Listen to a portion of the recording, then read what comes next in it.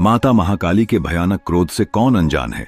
जब वे क्रोध में गर्जना करती हैं तो दिशाएं कांप उठती हैं और स्वयं महादेव भी उनके तांडव के सामने मौन हो जाते हैं। वहीं दूसरी ओर पवन पुत्र हनुमान शक्ति, भक्ति और पराक्रम के ऐसे अद्भुत संगम हैं कि उनके एक हुंकार से पृथ्वी थर्रा उठती है। दोनों ही धर्म की ध्वजा, दोनों ही अजेय। फिर वह कौन सा क्षण था जब इन दो परम शक्तियों के बीच महाप्रलयंकारी युद्ध छिड़ गया। यह कथा घटित हुई महाकाल की नगरी उज्जैन में शिप्रा नदी के तट पर स्थित गढ़कालिका शक्तिपीठ के आसपास। एक गहन रात्रि में अचानक धरती ऐसे डोलने लगी मानो प्रलय का संकेत हो। मंदिर के प्रांगण में विराजमान माता महाकाली ने भी इस असामान्य हलचल को अनुभव किया।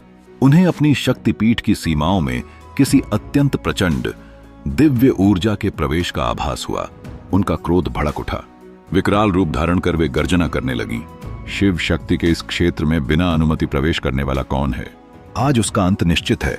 पर यह ऊर्जा किसी असुर या दैत्य की नहीं थी। यह तो स्वयं पवन पुत्र हनुमान की तेजस्वी शक्ति थी। दरअसल उसी समय लंका विजय के पश्चात श्री राम अयोध्या लौटते हुए उज्जैन में रुके थे। महाकालेश्वर के दर्शन हेतु वे शिप्रा तट पर उतरे, पर रात्रि हो जाने के कारण राम, लक्ष्मण और माता सीता कुटिया में विश्राम करने लगे। प्रहरी के रूप में हनुमान सजग खड़े थे, एक एक श्वास पर दृष्टि, एक एक दिशा पर ध्यान। कुछ ही क्षण बीते होंगे कि हनुमान को किसी महाशक्ति के समीप आने का आभास हुआ। वे तुरंत आगे बढ़े। उधर माता महाकाली को जैसे ही झांत हुआ कि उनके धाम में स्वयं श्री राम पधारे हैं, उनका हर्ष अपार हो उठा। वे दर्शन हेतु कुटिया की ओर बढ़ीं, पर मार्ग में दीवार बनकर खड़े हो गए पवन पुत्र। वानर, मार्ग से हट जाओ, माता ने गर्जना की। हनुमान ने विनम्र पर दृढ़ स्वर में कहा, माता प्रभु विश्राम कर रहे हैं, प्रातः आप दर्शन कर लेना। यह सुनते ही माता का क्रोध उफान पर आ गया। मैं किसी की आज्ञा के अधीन नहीं, कहते हुए वे विकराल रूप में आ गईं। चेतावनी के बाद भी हनुमान टस से मस न हुए। कर्तव्य उनके लिए प्राणों से बढ़कर था। और तभी आरंभ हुआ वह युद्ध जिसकी गूंज तीनों लोकों तक पहुंची। माता ने खड्ग लहराया, आकाश में तूफान सा उठा। हनुमान ने बिजली की गति से गदा उठाई।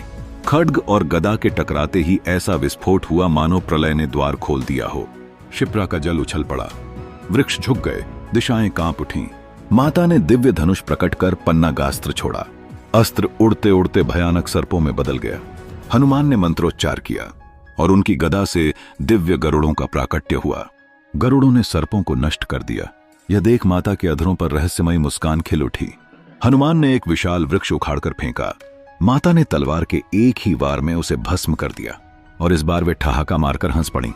हनुमान विस्मित थे। यह हंसी क्यों? यहीं से लीला का रहस्य खुलता है। गढ़कालिका कोई साधारण मंदिर नहीं, यह शक्तिपीठ है जहां माता सती के होठ गिरे थे। ध्यान और साधना का यह स्थान बार बार असुरों के आक्रमण से विचलित होता था। माता चाहती थीं कि कोई ऐसा रक्षक हो जो बल, बुद्धि और भक्ति तीनों में अद्वितीय हो।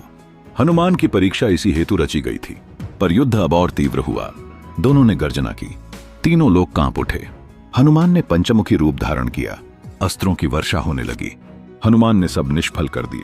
तब माता ने अपना अमोघ त्रिशूल उठाया और विश्व रूप प्रकट किया। धरती से आकाश तक केवल महाकाली ही महाकाली। यह दृश्य देख हनुमान तुरंत लघु रूप में आ गए। प्रणाम कर करुण स्वर में बोले, माता, मैं केवल कर्तव्य निभा रहा था। बालक से अपराध हो तो क्षमा माता का स्वभाव है। उस करुण पुकार ने माता का क्रोध शांत कर दिया। वे सौम्य रूप में आईं और बोलीं, हनुमान, यह युद्ध परीक्षा थी। तुम योग्य सिद्ध हुए। मेरे ध्यान के समय मेरे भक्तों और इस धाम की रक्षा हेतु अपना एक रूप यहीं छोड़ जाओ।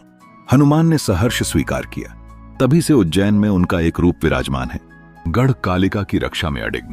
प्रात श्री राम ने माता गढ़कालिका और महाकालेश्वर के दर्शन किए और अयोध्या की ओर प्रस्थान किया।